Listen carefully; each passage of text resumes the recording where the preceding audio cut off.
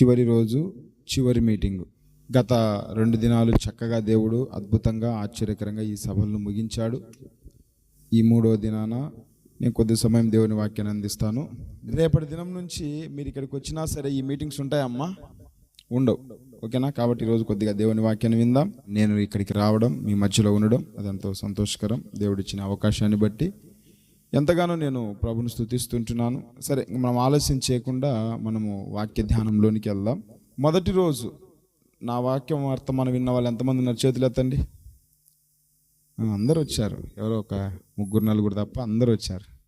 నిన్నటి దినాన వేరే సేవకులు ఉండడంతో నేను విజయవాడలో పని ఉండి నేను వాక్యం చెప్పలేకపోయాను. మొదటి రోజు నేను ఎవరి గురించి మాట్లాడాను మీకు గుర్తుందా? వెరీ గుడ్, బాగా ఫాస్ట్ ఉన్నారా మీ పిల్లలు, యవనస్తులు, యూత్. మరియా, మార్తా, తర్వాత వాళ్ళకు ఒక సహోదరుడు ఉన్నానన్న లాజరు. కానీ లాజరు గురించి చెప్పలేదు కదా.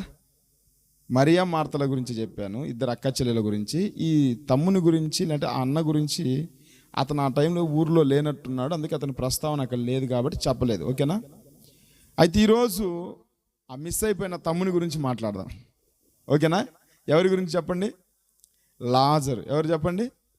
రండి, యోహాను సువార్త 11వ అధ్యాయము 1వ వచనం చదవండి. మరియా ఆమె సహోదరి అయిన మార్తా అనువారి గ్రామమైన బేతనియలోనున్న లాజరు అను ఒకడు రోగి ఆయను. చాలమ్మ. బేతనియలో ఉన్న లాజరు అను ఒకడు రోగి ఆయను. లాజరు, బైబిల్లో లాజర్లు ఎంతమంది ఉన్నారు? బైబిల్లో లాజర్లు ఎంతమంది ఉన్నారు? ఇంకెవరు లేరా? సరే, మీరు ఉండండి అమ్మా ఒక మాట. ఇంకా ఎవరు లేరా? మీరు చెప్పండి. లాజర్ అంటే మీకు ఇంకా తెలియదా? అమ్మ మీరు చెప్పండి. దరిద్రుడైన లాజర్ అంటారు అతను. అబ్రహాము కుడి రొమ్మున ధనవంతుడు లాజర్ స్టోరీ తెలియదా మీకు? సండే స్కూల్ పిల్లలకు కూడా తెలుసు, మరి మీరేంటి తెలియనట్టుంటున్నారు? ఆ లాజర్ని ఏమంటారు అంటే దరిద్రుడైన లాజర్ అని పిలుస్తారు, అవునా కదా? అయితే ఈ లాజరు వేరు, ఆ లాజరు వేరు. ఇతను బేతనియా అనే గ్రామంలో మార్తా మరియా సహోదరుడైన లాజర్ అని కూడా పిలుస్తారు. ఇతన్ని ఏమని పిలుస్తారు చెప్పండి? మార్తా మరియా సహోదరుడైన లాజరు అని కూడా పిలవచ్చు. అయితే ఇక్కడ ఈ లాజరుకు నేను పెట్టుకున్న పేరు ఏంటి అంటే అక్కడే ఉంది, చదవండి. బేతనియలో ఉన్న లాజరు. అందరు చెప్పండి ఏంటి? ఈరోజు ఇతని గురించి చెప్తాను. బేతనియలో ఉన్న లాజరు. అందరు చెప్పాలి ఏంటి? బేతనియలో ఉన్న లాజరు. ఒక 4 సంగతులు చెప్తా ఈయన గురించి. ఏంటి ఈ బేతనియలో ఉన్న లాజరు?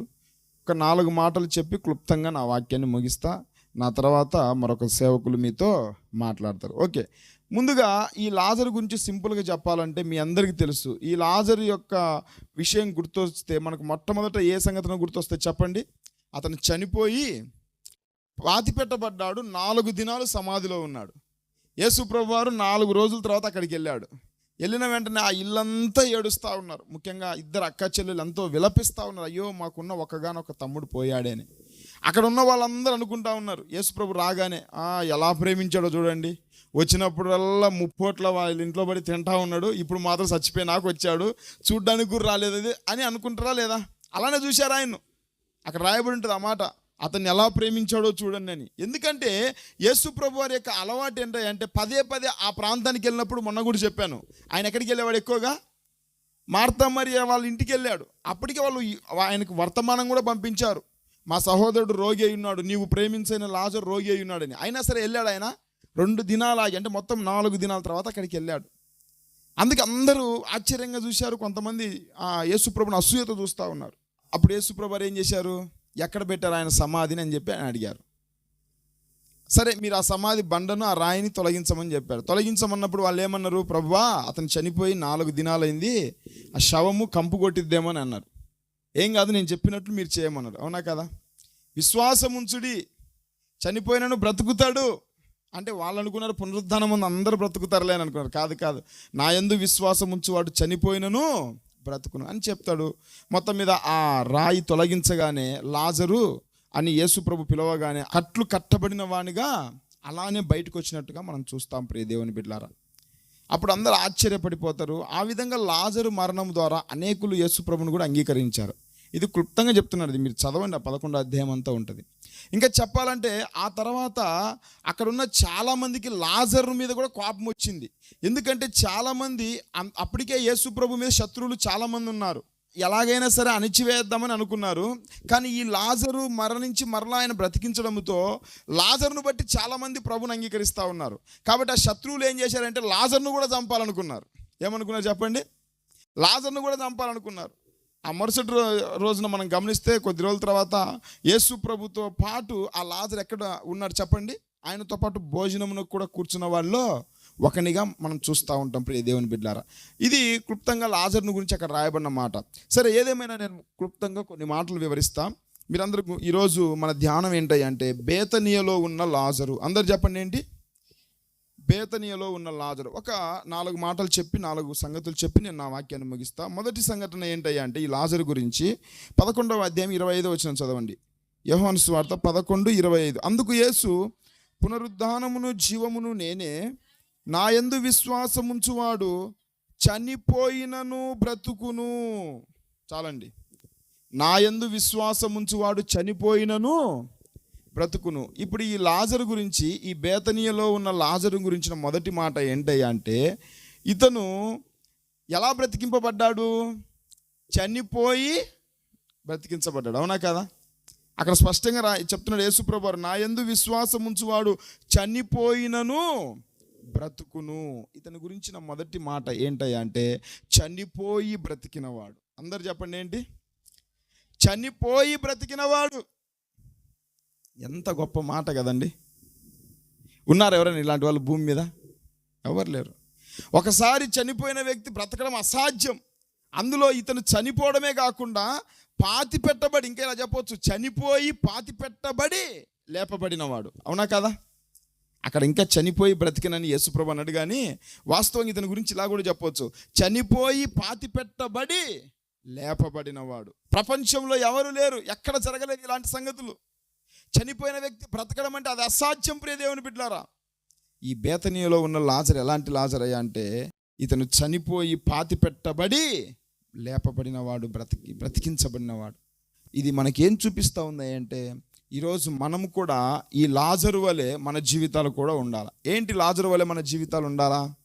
మనం కూడా చనిపోవాలా, పాతి పెట్టబడాలా, మరలా లేపబడాలా, బ్రతికింపబడాలా. అప్పుడే మన జీవితానికి ఒక విలువ ఉంటుంది. ఈరోజు మారు మనసు పొందారు, బాప్తిసం తీసుకున్నారు కొంతమంది వాళ్ళకి మాటలు చక్కగా ఉపయోగపడతాయి. బాప్తిసం అంటే ఏంటో తెలుసా? ఏంటి నీళ్ళలో మునగడమా? బాప్తిసం అంటే ఏంటండి? బాప్తిసం అంటే చనిపోయి పాతి పెట్టబడి లేపబడ్డా. అవునా కదా? రోమాపత్రిక 6వ అధ్యాయంలో ఉంటుంది. బాప్తిసం వలన మనం ఏమయ్యామంటే ఆయనతో కూడా మరణములో పాతి పెట్టబడిన వాళ్ళు. రోమాపత్రిక 6వ అధ్యాయము గమనించండి, 3వ వచనం. క్రీస్తు యేసులోనికి బాప్తిసం పొందిన మనమందరము ఆయన మరణములోనికి బాప్తిసం పొందితిమని మీరు ఎరుగరా? ఎక్కడికి బాప్తిసం పొందామమ్మా? 4వ వచనంలో చివరి లైన్లో ఉంటుంది చూడండి. మనము బాప్తిస్మము వలన మరణములో పాలు పొందుటకై ఆయనతో కూడా పాతి పెట్టబడితిమి. అర్థమైందా? బాప్తిసం అంటే ఏంటి? పాతి పెట్టబడుట. ఎవరిని పాతి పెడతారు? బ్రతుకున్నోన్నా చచ్చినోన్నా? బతికినోన్నా. ఇదే బతికినోని పాతి పెడతారా మీ ఊర్లో? ఏమన్నా రంగాపురంలో చనిపోయినని తీసుకెళ్ళి పాతి పెడతారు. అవునా కదా? అంటే బాప్తిసం అంటే అర్థం ఏంటయ్యా అంటే నువ్వు చనిపోయినావని, నీ పాత జీవితం చచ్చిపోయింది, ఇక నువ్వు లేవు. చనిపోయి పాతి పెట్టబడిన వ్యక్తి మళ్ళీ ఎప్పుడైనా కనిపించాడమ్మా? కనపొస్తాడా? చనిపోయిన వ్యక్తి మరలా బ్రతకడము అసాధ్యం. ఒక్కసారి చనిపోయిన వ్యక్తి మరలా బ్రతకడు. ప్రియ దేవుని బిడ్డలారా, మరలా కనపడడు. చనిపోయిన వ్యక్తి మరలా కనపడడు. బాప్తిసం అంటే మనం చనిపోయిన మన పాత జీవితం మరలా కనపడకూడదు. జీవితంలో ఒకసారి చనిపోయిన నీవు, క్రీస్తుతో మరలా లేపబడిన నీవు మరలా పాత జీవితానికి నువ్వు వెళ్ళకూడదు. లాజరు ఎలాంటి లాజరు తెలుసిన? చనిపోయి పాతి పెట్టబడి మరలా బ్రతికింపబడిన వాడు. నువ్వు ఇంకా బ్రతికి ఉన్నావా, లేకుంటే చచ్చి కుళ్ళిపోయిన శవంలాగా సమాధిలో మనం ఉన్నామా? ప్రియ దేవుని బిడ్డలారా, అంతకుముందు వాళ్ళ సహోదరులు అన్నారు కదా, ఆ యొక్క రాయిని తొలగించనంటే ఆ శవం కుళ్ళిపోతుంది అన్నాడు. నిజంగా కుళ్ళిపోయి ఉంటాడు లాజరు అప్పటికే. నువ్వు కుళ్ళిపోయిన లాజరు లాగా ఉన్నావా? ఇతను చనిపోయిన లాజరు కాదు ఇక్కడ, కుళ్ళిపోయిన లాజరు కాదు ఇక్కడ, పాతి పెట్టబడిన లాజరు కాదు ఇక్కడ. చనిపోయి కుళ్ళిపోయి పాతి పెట్టబడి లేపబడిన లాజరు, బ్రతికింపబడిన లాజరు. బేతనీయలో ఉన్న లాజరు ఎలాంటి వాడంటే చనిపోయి మరలా బ్రతికింపబడిన లాజరు. ఇది మన రక్షణకు సాదృశ్యంగా చూపిస్తూ ఉంది. ప్రియ దేవుని బిడ్డలారా, రక్షణ అంటే బాప్తిసం అంటే ఏంటో తెలుసునా? మారు మనసు అంటే ఏంటో తెలుసునా? నీ పాపాల నిమిత్తమై నువ్వు చనిపోవాలా, నీ అతిక్రమంలో నిమిత్తమై నువ్వు చనిపోవాలా, నీ పాప జీవితం అంతా సమాధి చేయబడాలా, అది క్రీస్తుతో కూడా పాతి పెట్టబడాలా, మరలా క్రొత్తగా మనము లేపబడాలి, మరలా బ్రతికింపబడాలా. చనిపోయి పాతి పెట్టబడి బ్రతికింపబడిన మీరు మరలా ఎలాగో పాపంలో పడిపోతా ఉన్నారు. అందుకే ఒకసారి ఆలోచించండి. బాప్తిసం తీసుకున్న నీవు మరలా అదే పాపపు అలవాట్లకు వెళ్తే, మరలా అదే పాత జీవితానికి వెళ్తే, నువ్వు రక్షించబడ్డావని, నువ్వు మారు మనసు పొందావని, నువ్వు బాప్తిసం తీసుకున్న అర్థం ఏంటి? దానికి రుజువులేంటి? ఇదే నా రుజువు అంటే. దేవుని బిడ్డలారా గమనించండి, చనిపోయి బ్రతికింపబడినవాడు ఈ లాజరు. మీరు ఇంకా ఎలా ఉన్నారు? చచ్చిన స్థితిలో ఉన్నారా? మీ జీవితాలు ఇంకా కుళ్ళిపోయిన స్థితిలో ఉన్నాయా? ఇంకా పాడైపోయిన భూతంలాగా అక్కడక్కడ తిరిగిపోతున్న స్థితిలో ఉన్నారా? భూతంలాగా అక్కడక్కడ కనిపిస్తూ ఉన్నారా?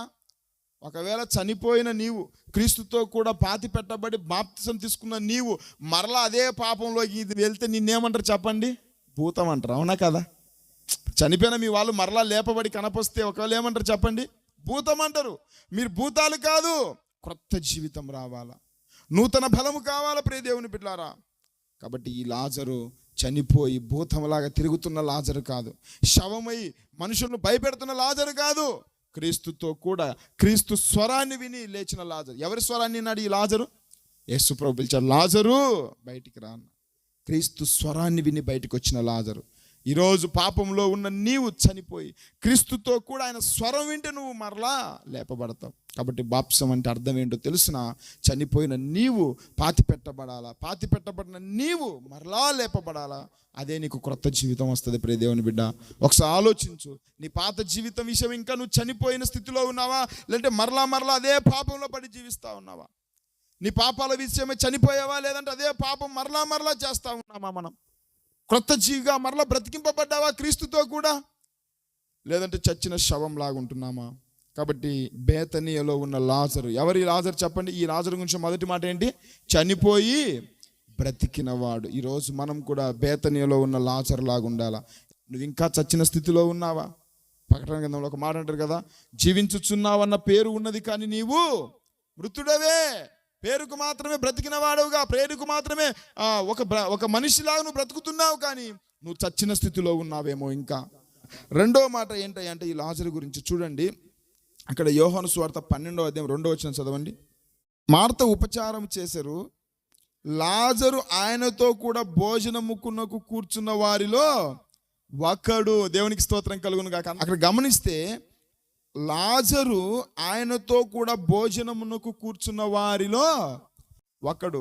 ఈ లాజరు చనిపోయి బ్రతికింపబడిన తర్వాత ఏం చేస్తున్నాడు? మరలా చెప్పండి అమ్మా, మరలా పోయి తన పాత జీవితంలో గడుపుతున్నాడా?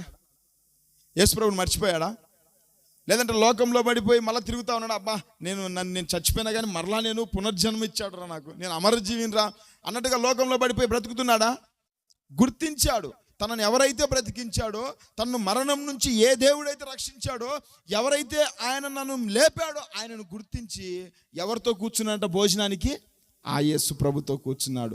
అక్కడ బ్రతికింపబడిన లాజరు ఇక్కడ 12వ అధ్యాయంలో చూస్తే ఎక్కడ ఉన్నాడయ్యా అంటే యేసుక్రీస్తుతో పాటు ఎక్కడున్నాడు చెప్పండి అమ్మా? భోజనమునకు కూర్చున్నవాడు. కాబట్టి ఈ లాజరు గురించిన రెండో మాట ఏంటయ్యా అంటే యేసుతో కూడా భోజనమునకు కూర్చున్నవాడు. అందరు చెప్పండి ఏంటి? ఒకటేమో చనిపోయి బ్రతికింపబడినవాడు, రెండోది యేసుతో కూడా భోజనమునకు కూర్చున్నవాడు. లోకంతో వెళ్ళాడా భోజనానికి? లేదంటే లోకంతో, లేకుంటే తన ఫ్రెండ్స్తో వెళ్ళాడా తిరగడానికి, మందు కొట్టడానికి వెళ్ళాడా ప్రియ దేవుని బిడ్డలారా? లేదు. చనిపోయి బ్రతికింపబడిన అతను ఎవరైతే తనను మరణం నుంచి లేపాడో ఆయనతోనే భోజనం చేస్తూ ఉన్నాడు. ఈరోజు ఈ భోజనం దేన్ని చూపిస్తూ ఉంది అంటే సహవాసాన్ని చూపిస్తూ ఉంది. ప్రియ దేవుని బిడ్డ, చనిపోయి బ్రతికింపబడినాని చెప్పుకుంటున్న నీవు, మారు మనసు పొంది బాప్తిసం తీసుకున్నానని చెప్పుకుంటున్న నీవు, తర్వాత నువ్వు ఎవరితో సహవాసం చేస్తున్నావు? ఎవరితో భోజన సహవాసం చేస్తున్నావు? ఈరోజు చాలామంది ఎలా ఉన్నారంటే మేము బాప్తిసం తీసుకున్నాం, మేము మారు మనసు పొందామని చెప్పుకుంటున్నారే కానీ సహవాసం ఎవరితో ఉంది చెప్పండి? లోకంతోనే సహవాసం చేస్తున్నారు. యేసు ప్రభు ఎందుకు పిలిచాడు మనం చెప్పండి? 1 కొరింథీయులకు రాసిన పత్రిక 1వ అధ్యాయంలో ఉంది కదా. 1 కొరింథీయులకు రాసిన పత్రిక 1వ అధ్యాయం మనం గమనించినట్లయితే అక్కడ 9వ వచనం, మన ప్రభువైన యేసుక్రీస్తు అను తన కుమారుని సహవాసమునకు మిమ్మల్ని పిలిచిన దేవుడు నమ్మదగిన వాడు. ఎక్కడికి పిలిచాడు దేవుడు మనల్ని? యేసుక్రీస్తుతో సహవాసమునకు. రక్షించబడిన నీవు మరలా లోకంతో సహవాసం చేయడానికి కాదు. లోకాన్ని విడిచిపెట్టి మారు మనసు పొందిన నీవు మరలా లోకంలో పడి జీవించడానికి కాదు. నువ్వు ఎవరితో సహవాసం చేయాలి చెప్పండి? యేసు ప్రభుతో సహవాసం చేయాలా, సంఘముతో సహవాసం చేయాలా, పరిశుద్ధులతో సహవాసం చేయాలా. ఏది నీ సహవాసం? ఈరోజు మారు మనసు పొందాను, రక్షించబడినానని చెప్పుకుంటున్న మీరు మరలా అదే లోకంతో, లోక సహవాసం అంటే ఏది మార్పు? ఎప్పుడు గుర్తిస్తుందండి లోకం మనల్ని? మన సహవాసాలు మారాలా. అదే కొరింథీ పత్రికలు ఇంకొక చోట కూడా ఉంటుంది. ఏమని ఉంటుంది చెప్పండి? విశ్వాసికి అవిశ్వాసికి ఏమి పొత్తు, చీకటికి వెలుగుకు ఏమి సంబంధం. చదవండి ఆ మాటలు కూడా అక్కడే ఉన్నాయి కదా. 6వ అధ్యాయం 14వ వచనం, మీరు అవిశ్వాసులతో జోడుగా ఉండకుడి, నీతికి దుర్నీతితో ఏమి సాంగత్యం, వెలుగునకు చీకటితో ఏమి పొత్తు, క్రీస్తుకు బెలియాలతో ఏమి సంబంధం. అవిశ్వాసితో విశ్వాసికి పాలెక్కడి.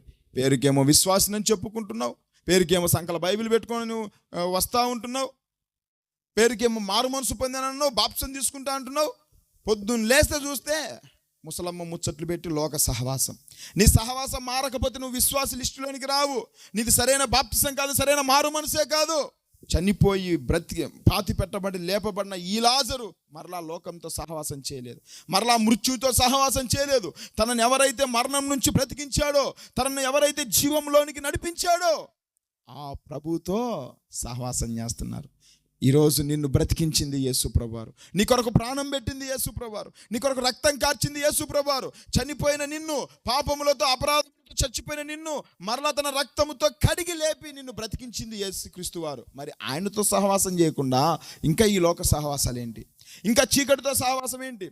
ఈరోజు ఎవరో బాప్సం తీసుకున్నారు, నాకు వాళ్ళకి తెలియదు. ఎవరమ్మా ఒకసారి చేతులు ఎత్తుతారా? Very good. నువ్వు ఒక్కదానివేనా?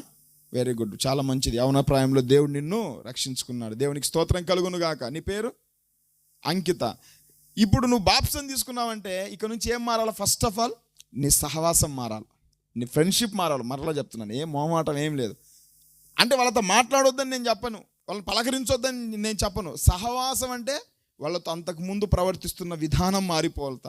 వారితో ఉన్న ఆ భాష, ఆ సంభాషణ, ఆ కమ్యూనికేషన్ అవన్నీ చచ్చిపోవాలా. క్రీస్తుతో పరిశుద్ధులతో ఏకమవ్వాలా, సంఘముతో ముచ్చటించాలా. ప్రతిరోజు ప్రార్థనా జీవితం. ఉదయం లేవగానే ఒకప్పుడు సినిమాలు చూస్తూ సినిమా సహవాసం, సినిమా పాటల సహవాసం, లోకంతో సహవాసం, ముసలమ్మ ముచ్చట్లు, చెప్పాలంటే ఇంకా పేపర్లతో అవి చదువుతాం, ఫోన్తో సహవాసం. ఇది కాదు నీ సహవాసం. ఉదయం లేవగానే ప్రభు పాదాలు పట్టుకోవాలి, ఇది నీ సహవాసం.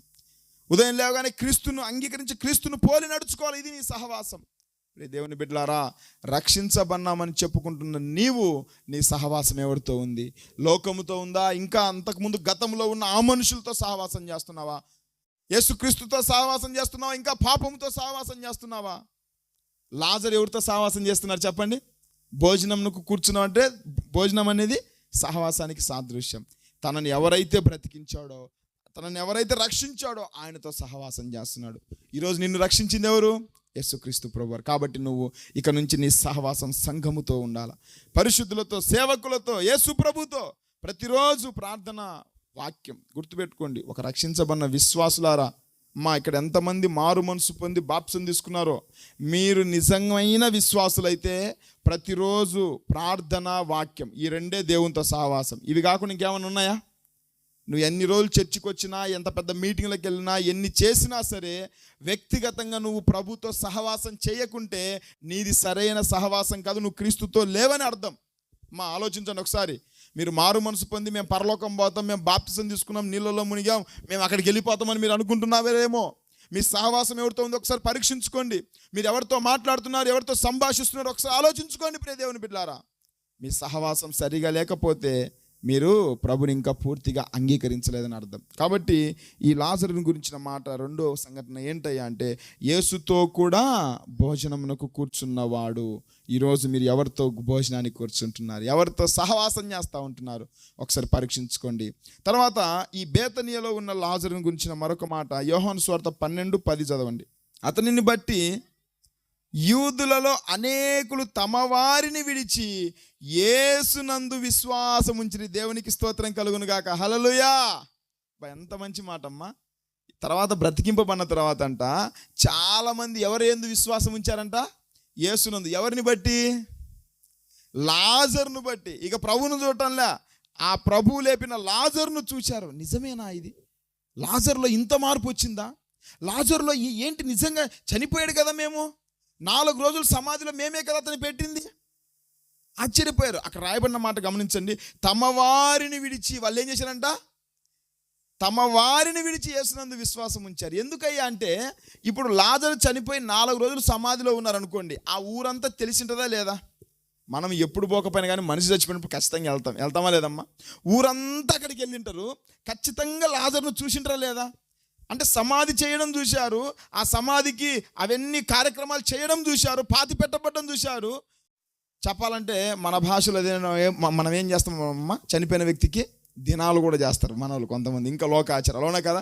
జ్ఞాపకార్థ కూడిక కూడా జరిగింటుందేమో లాజరుకు. అప్పటికే ఓదార్పు, మరి అప్పట్లో ఆ కూడికలు ఉన్నాయో లేవో, చిన్న దినమని అవన్నీ చూశారు. ఆ తర్వాత లాజరుని చూసి ఆశ్చర్యపడిపోయారు. ఈ లాజరేనా? ఎలా బ్రతికింపబడ్డాడంటే, అక్కడ వాళ్ళందరూ చెప్పారు, యేసుక్రీస్తు ప్రభువారు ఇతన్ని బ్రతికించాడు, మరణము నుంచి బ్రతికించాడు. 4 దినాలు సమాధిలో ఉన్న ఈ వ్యక్తిని యేసుక్రీస్తు ప్రభువారు బ్రతికించాడన్న సంఘటన విని అక్కడ ఉన్న ప్రజలందరూ ఏమయ్యారు చెప్పండి అమ్మ? అందరు వినాలా. అప్పుడు అర్థమైంది యేసు ప్రభులో ఉన్న జీవం. అటేం చూస్తారమ్మ, నా వైపు చూడండి. యేసుక్రీస్తులో ఉన్న జీవాన్ని చూశారు. ఓహో, ఆ క్రీస్తు ఇతన్ని బ్రతికించిందని అనేకులు తమ వారిని విడిచిపెట్టి ఎవరిని ఎందుకు విశ్వాసం ఉంచారంట? యేసునందు. అంటే నేను అంటాను 3వ మాటగా, అనేకులను ఎక్కడికి నడిపించారు? విశ్వాసంలోనికి నడిపించిన వాడు. అందరు చెప్పండి, ఎవరు ఈ లాజరు? అనేకులను ఉందా, కొందరిని ఉందా? చదవండి మరలా మాట. అతనిని బట్టి యూదులలో అనేకులు తమ వారిని విడిచి యేసునందు విశ్వాసం ఉంచిరి. ఎవరిని విడిచి అంట? తమ వారిని విడిచి. ప్రియ దేవుని బిడ్డలారా, ఈరోజు నీలో వచ్చే మార్పు వల్ల, నువ్వు జీవించే పరిశుద్ధమైన జీవితం వల్ల, నువ్వు జీవించే యథార్థమైన జీవితం వల్ల అనేకులు ఏం చేయాలి చెప్పండి? గతంలో వారికున్న ఆ పాపాన్ని విడిచిపెట్టి, వారికున్న సహవాసాన్ని విడిచిపెట్టి అనేకులు ఎవరి యందు విశ్వాసం ఉంచాలా? యేసు ప్రభునందు విశ్వాసం ఉంచాలి. నేను ఒక ప్రశ్న అడుగుతాను. రక్షించబడిన నిన్ను బట్టి ఎంతమంది యేసు ప్రభుని విశ్వాసం ఉంచారు? నువ్వు రక్షించబడి ఎన్ని సంవత్సరాలు అవుతుంది? రక్షించబడి ఎన్ని రోజులు, ఎన్ని దినాలు అవుతా ఉంది? ఎంతమంది నిన్ను బట్టి క్రీస్తుని విశ్వసించారు? ఒకసారి ఆలోచించు. తమ వారిని విడిచిపెట్టంట. దేవుని బిడ్డలారా, ఇంకా నశించిపోతున్న ప్రజలు చాలామంది ఉన్నారు ఈ లోకంలో. ఇంకా పాపానికి బానిసలై శాపంలో పాపంలో కొట్టబడుతున్న వారు చాలామంది ఉన్నారు. ఈరోజు అనేకులు నిన్ను బట్టి వారు అంతకు ముందున్న ఆ పాపాన్ని విడిచిపెట్టి, ఆ లోకాన్ని విడిచిపెట్టి, ఆ సహవాసాన్ని విడిచిపెట్టి ఎక్కడికి రావాలి చెప్పండి? యేసుక్రీస్తు ప్రభువులోనికి రావాలా, క్రీస్తుని విశ్వసించాలా. ప్రియ దేవుని బిడ్డలారా, ఎంత గొప్ప మాట. ఒకసారి ఆలోచించండి. మిమ్మల్ని బట్టి ఎంతమంది ప్రభులోనికి మనం నడిపించాం, ఎంతమందిని మనం క్రీస్తు వైపు తిప్పాము. దేవుని బిడ్డలారా, ఒకసారి ఆలోచించండి అమ్మా. ఇప్పుడు రక్షించబడిన మీరు, ప్రభుని అంగీకరించిన మీరు మరలా అదే లోకంలో కలిసిపోతే, అదే పాపంలో కలిసిపోతే మిమ్మల్ని బట్టి ప్రభుని అంగీకరిస్తారు ఇతరులు? ఇంకా చెప్పాలంటే మిమ్మల్ని బట్టి వచ్చే వాళ్ళు కూడా ఏమైపోతారు? ఆగిపోతారు. మాకు తెలియదంటావా ఈ చర్చికి వెళ్ళే వాళ్ళ సంగతులు? వీళ్ళు ముందు సరిగా ఉన్నారా అని అన్నవాళ్ళు లేరంటారా? రోమాపత్రిక 2:24 కూడా ఏమంటుంది? మిమ్మును బట్టే కదా నా నామము అన్యజనుల మధ్య దూషింపబడుచున్నది. దొంగిలించొద్దని చెప్పిన నీవే దొంగిలిస్తా ఉన్నావు, అబద్ధం ఆడకూడదని చెప్పిన నీవే అబద్ధం ఆడుతూ ఉన్నావు, వ్యభిచరించకూడదని చెప్పిన నీవే వ్యభిచరిస్తున్నావు, మారు మనసు పొందాను పాపాన్ని విడిచిపెట్టని చెప్పిన నీవే పాపంలో పడి జీవిస్తూ ఉన్నావు. అందుకే కదా దేవునికి అవమానం అంటా ఉన్నారు. కాబట్టి ప్రియ దేవుని బిడ్డలారా, మనము రక్షించబడిన తర్వాత మన జీవితాలు సరిగా లేకపోతే మనల్ని బట్టి వచ్చే వాళ్ళు కూడా ఆగిపోతారు, మనల్ని బట్టి దేవునికి అవమానం కలుగుతుంది. కానీ లాజరు ఎలా ఉన్నాడు చెప్పండి? అనేకులు నడిపించే విధంగా ఉన్నాడు. మన జీవితం, మన సాక్ష్యం సరిగా ఉంటే, మన సాక్ష్యం యథార్థంగా పరిశుద్ధంగా క్రీస్తు వైపు తిప్పే విధంగా మన సాక్ష్యం ఉంటే, అప్పుడు అనేకులు మనల్ని బట్టి క్రీస్తును అంగీకరిస్తారు. కాబట్టి ఈ బేతనీయలో ఉన్న లాజరును గురించిన 3వ మాట ఏంటంటే, అనేకులు ఎక్కడికి నడిపించారంట? విశ్వాసములోనికి నడిపించారు. ఎంత గొప్ప మాట. ఈరోజు ప్రియ సహోదరుడా, ఇక్కడ అంకిత కూడా, ఇప్పుడు రక్షించబడిన నీవు ఒక టార్గెట్ పెట్టుకో.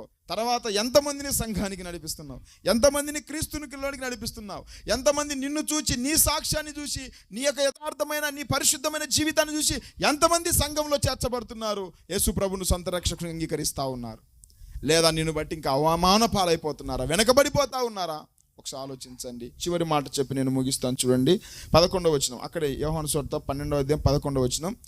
గనుక ప్రధాన యాజకులు లాజరును కూడా చంప ఆలోచన చేసిరి. అప్పటిదాకా ఎవరిని చంపాలనుకున్నారు? అక్కడ ఉన్న ప్రధాన యాజకులు, ఆ బ్యాచ్ అంతా యేసు ప్రభుని చంపాలనుకున్నారు. ఇప్పుడు యేసు ప్రభు లిస్టులోకి ఎవరు వచ్చారు చెప్పండి?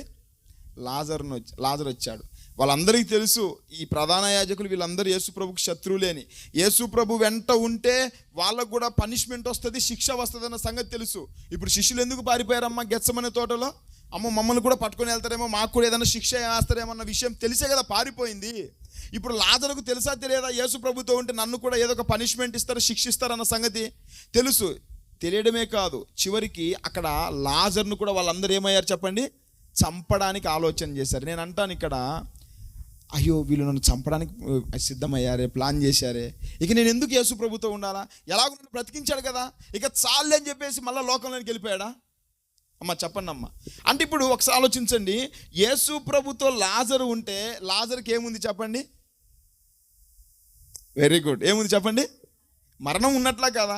యేసు ప్రభు వెంట లాజరు నడుస్తూ ఉంటే యేసు ప్రభు లాజరు మీద ఏం జరుగుతూ ఉంది? కుట్ర జరుగుతూ ఉంది. అంటే మరణం కూడా ఉంది. అయినా సరే లాజరు యేసు ప్రభును విడిచిపెట్టాడా? వెనక్కి తీశాడా? అయినా సరే ఆయనతోనే ఉన్నాడు, ఆయన పక్కనే ఉన్నాడు, ఆయనతో కూర్చున్నాడు. నేను అంటాను, లాజర్ను గురించిన మరొక మాట, 4వ మాట ఏంటంటే యేసు కొరకు మరణానికి కూడా సిద్ధంగా ఉన్నాడు. అవునా కదా? అర్థమైపోయింది. చస్తే చావని, ఆల్రెడీ ఒకసారి చచ్చాను, ఎన్నిసార్లు చంపుతారా నన్ను అనుకునేట. అవునా కదా? ఆల్రెడీ ఒకసారి చచ్చి గుంతలోకి వెళ్ళి 4 దినాలు పాతి పెట్టబడ్డాను, చంపుకోండి మరలా. అసలు లాజర్కి ఇంకా ఎక్కువ తెగింపు వచ్చి ఉంటుంది, ఎక్కువ ధైర్యం వచ్చి ఉంటుంది. ఎందుకు చెప్పండి? మరణాన్ని రుచి చూచి బయటకు వచ్చినాడా కదా. ఆల్రెడీ ఒకసారి చచ్చిపోయాను, పాతి పెట్టబడ్డాను, నా ప్రభు నన్ను లేపాడు. మీరు ఇంకా మరలా రెండోసారి చంపితే నన్ను లేపడా నా దేవుడు? మరలా పునరుద్ధానము నేను లేస్తాను నేను. అందుకే ఆ ధైర్యముతో ప్రభు కొరకు మరణానికి కూడా వెనకాడలేదు. దేవుని బిడ్డలారా, పాపములతో చచ్చిన నిన్ను క్రీస్తు మరలా లేపాడు. మరలా నువ్వు మరణానికి ఎందుకు భయపడుతున్నావు? ఇక పాపానికే నీ మీద అధికారం లేదు. మనం దేనికి భయపడాలి చెప్పండి? మరణానికా పాపానికా? పాపానికి భయపడాలా. ఎందుకంటే మరణం మనల్ని ఏం చేయలేదు. మరణం వచ్చినా సరే ఒకరోజు క్రీస్తుతో కూడా లేపబడతాం.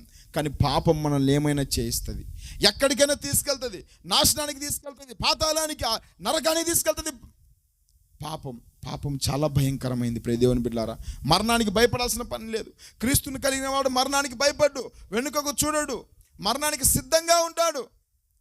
ఈరోజు యేసు ప్రభు కొరకు నువ్వు మరణానికి కాదు, శ్రమలను ఎదుర్కొంటున్నామా? ఈరోజు చాలామంది కష్టాలు వస్తే, బాధలు వస్తే, వేదనలు వస్తే చాలు ఇంకెందుకు ప్రభుని నమ్ముకోవడం అని చెప్పేసి వెనకడుగు వేస్తున్నారు. ఏదైనా బాధలు, ఇబ్బందులు, ఇరుకులు వస్తే చాలు ప్రభుని విడిచిపెట్టి లోకంలో మరలా కలిసిపోయే వాళ్ళు లేరంటారా? చిన్న చిన్న కష్టాలకు ప్రభు నామాన్ని అవమానపరిచి దూషణ పాలు చేసిన వాళ్ళు లేరంటారా? అదే రేపు మరణ శాసనం వస్తే ఏంటి నీ పరిస్థితి? ఇప్పుడు ప్రస్తుతం భారతదేశంలో పరిస్థితులు బాగలేవు. ఇంకా చెప్పాలంటే ఈ ప్రభుత్వాలు మారిపోతున్నాయి. యేసుక్రీస్తుకు వ్యతిరేకంగా ఉన్న ప్రభుత్వాలు వస్తూ ఉన్నాయి. క్రీస్తు సామ్రాజ్యాన్ని తొక్కాలనే ప్రభుత్వాలు వస్తూ ఉన్నాయి. భయపడతా ఉన్నారు క్రైస్తవులు ఎక్కువగా. చాలామంది అంటారు బీజేపీ ప్రభుత్వం రాకూడదు, మంచి ప్రభుత్వం రావాలని ప్రార్థన చేయాలని అంటారు. నేను అంటాను, ఏ బీజేపీ ప్రభుత్వం వస్తే బ్రతకలేవా ప్రభు కొరకు? బీజేపీ ప్రభుత్వం వస్తే ఏం చేస్తుంది? బీజేపీ ప్రభుత్వం వస్తే ప్రాణాలు తీస్తుందా, లేకుంటే నేనేమో అవమానపరుస్తుందా? రెడీగా ఉండాలి ప్రభు కొరకు. ఏ ప్రభుత్వమైనా, ఏ స్థితి అయినా, ఏ పరిస్థితి అయినా ప్రభు ఆజ్ఞాపించింది ఆ ప్రభుత్వం వచ్చిందండి? లేదు కదా. ఆయనే తీసుకొచ్చాడు. ఆయన తీసుకొస్తే బీజేపీ ప్రభుత్వాన్ని నువ్వెవరు వద్దనడానికి? దేవుని బిడ్డలారా, మరణానికైనా మనం ఎలా ఉండాలా? సిద్ధంగా ఉండాలి. పౌలు గారు అంటారు కదా, ఎందుకు మీరు నన్ను ఏడ్చి నా గుండె బద్దలు చేసేదురు? నేను యెరూషలేములోనికి వెళ్ళడానికి, బంధించబడ్డానికి కాదు, నేను చంపబడ్డానికి, మరణానికి కూడా నేను సిద్ధంగా ఉన్నాను అంటాడు. దేవుని బిడ్డలారా, ఈరోజు నువ్వు సిద్ధంగా ఉన్నావా? నువ్వు ప్రభు కొరకు మరణానికి సిద్ధంగా ఉన్నావా? శ్రమలకు సిద్ధంగా ఉన్నావా? బాధలకు సిద్ధంగా ఉన్నావా? లేదంటే నాకు వద్దులే. చాలామంది చెప్పే తప్పుడు బోధ కూడా ఇలా ఉంది, యేసు ప్రభుని నమ్ముకుంటే ఏ కష్టాలు రావు, ఏ బాధలు రావు, అన్ని సుఖాలే, అన్ని అన్ని మంచి ఆరోగ్యాలు, అప్పులు పోతాయి, అవి పోతాయి, ఇవి పోతాయి. ఎవరు చెప్పారు? ప్రభుని నమ్ముకుంటే వస్తాయి. చెప్పాలంటే యేసు ప్రభుని నమ్ముకుంటే కష్టాలు ఎక్కువ అవుతాయి. అవునా కదా? అప్పటి నుంచి ఒకలాగా చూసే లోకం నిన్ను మరొకలాగా చూస్తుంది, నిన్ను వెక్కిరింతల పాలు చేస్తుంది, అవమానిస్తుంది. అప్పులుంటే ఉన్ని, పోతే పోని. ప్రభుని ఎందుకు విడిచిపెట్టాలా?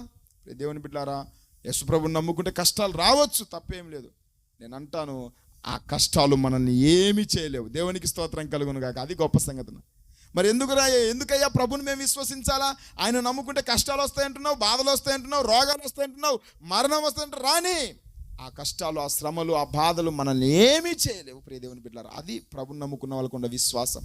మరణం వచ్చింది, లాజరుని ఏమైనా చేసిందా? ఏమీ చేయలేదు. కాబట్టి ప్రియ దేవుని బిడ్డలారా, ప్రభు కొరకు మరణానికి కూడా సిద్ధంగా ఉన్నాడు. ఐఎమ్ రెడీ రా, మీరు ఎన్నిసార్లు చంపినా నేను ప్రభు కొరకే జీవిస్తానంటాడు. ఈరోజు నీకున్న శ్రమల ముందు, నీకున్న మరణం ముందు, నీకున్న ఈ లోకం ముందు, ఈ పాపం ముందు, ఈ కష్టాల ముందు నువ్వు ఓడిపోతున్నావా, నిలబడుతున్నావు ప్రభు కొరకు? బేతనీయలో ఉన్న లాజరు గురించి చెప్పండి అయ్యా 4 మాటలు అంటే ఎంత చక్కని మాటలు చెప్పొచ్చు. నేను అంటాను, రంగాపురంలో ఉన్న అంకిత గురించి 4 మాటలు చెప్పండి రానాల. రంగాపురంలో ఉన్న శేఖర్ గురించి ఏం చెప్తారు? రంగాపురంలో ఇక్కడ మీ అందరి గురించి చెప్పమంటే ఏం చెప్పాలా? ఈ మాటలు చెప్పగలరా? బేతనీయలో ఉన్న లాజరు. అందరు చెప్పండి ఏంటి? బేతనీయలో ఉన్న లాజరు ఏంటి? ఒకసారి గుర్తు చేసుకుందాం. చనిపోయి బ్రతికింపబడినవాడు. ఈరోజు నువ్వు కూడా పాపాల నిమిత్తమై చనిపోయి పాతి పెట్టబడి మరలా బ్రతికింపబడిన వాళ్ళంగా మనం ఉండాలా? లేదంటే ఇంకా చనిపోయిన స్థితిలోనే, పాతి పెట్టబడిన స్థితిలో ఉన్నావా? మరలా లేపబడి బ్రతికింపబడిన వాడిగా ఉన్నావా లాజర్లాగా? అదేవిధంగా రెండోదిగా, యేసుతో కూడా భోజనానికి కూర్చున్నవాడు. ఈరోజు నువ్వు ఎవరితో భోజనానికి కూర్చుంటున్నావు? నీ సహవాసం ఏది? ఇంకా అదే లోకంతో, నా లోకాన్ని విడిచిపెట్టి క్రీస్తుతో సహవాసం చేస్తున్నావా? సంఘముతో, పరిశుద్ధులతో, విశ్వాసులతో ప్రార్థనా సహవాసం, వాక్య సహవాసం. ఇది రక్షించబడిన బాప్సం తీసుకున్న వ్యక్తికి ఉండాల్సిన అనుభవం. ఇంకా చెప్పాలంటే మూడోదిగా, అనేకుల్ని ఏం చేశాడు? అనేకులను విశ్వాసంలోనికి నడిపించాడు. ఆయన చూచి వాళ్ళందరూ తమ పాపాన్ని విడిచిపెట్టి క్రీస్తు వైపు వచ్చారంట. ఈరోజు నిన్ను బట్టి ఎంతమంది, ఇదిగో రంగాపురంలో ఉన్న ఈ వ్యక్తిని బట్టి ఎంతమంది క్రీస్తులోనికి రాగలిగారు? ఎంతమంది క్రీస్తుని తెలుసుకున్నారు? ఎంతమంది తమ పాపాన్ని, తమ వారిని విడిచిపెట్టినట్టుగా తమ పాపపు జీవితాన్ని విడిచిపెట్టి ప్రభు వైపు వచ్చారు? అంతేకాదు, మా యేసు కొరకు మరణానికి కూడా సిద్ధంగా ఉన్న లాజరు. ఈరోజు నువ్వు క్రీస్తు కొరకు దేనికైనా సిద్ధంగా ఉన్నావా? అన్నీ బాగుంటేనే నేను యేసు ప్రభుని నమ్ముకుంటాను, యేసు ప్రభులో ఉంటానంటావా? ఏమున్నా లేకపోయినా ఒక లాజర్ లాగా, ఒక యోబులాగా, ఎన్ని శ్రమలు వచ్చినా, బాధలు వచ్చినా ఒక పౌలులాగా ప్రభు కొరకు జీవిద్దామా? చివరికి అది మరణమైనా సరే పౌలు గారు చెప్పినట్లుగా, నా మట్టుకైతే బ్రతుకుట క్రీస్తే, చావైతే మేలన్నట్టుగా మనం ప్రభు కొరకు ముందుకు సాగిపోవాలా. అట్టి కృప దేవుడు మనందరికీ అనుగ్రహించును గాక. కళ్ళు మూసుకున్నట్లయితే చిన్న ప్రార్థన చేద్దాం. ప్రియ దేవుని బిడ్డ, ఒక్కసారి పరీక్షించుకో. ఈరోజు నీ జీవితం ఏంది? ఎలా ఉంది? బేతనీయలో ఉన్న లాజర్ లాగున్నావా? లేకుంటే నువ్వు ఎలా జీవిస్తున్నావు? ఇంకా లోకంలో పాపంలో పడిపోయి చెడిపోయిన స్థితిలో ఉన్నావా? నువ్వు ఒకసారి ఆలోచించుకో. బ్రతుకుట క్రీస్తే, చావైతే మేలు. బ్రతుకుట క్రీస్తే, చావైతే మేలు. క్రీస్తుకు హత సాక్షిగా మారేదా, క్రీస్తుకై హత సాక్షిగా మారేదా, పౌలు వలె సాగేదా,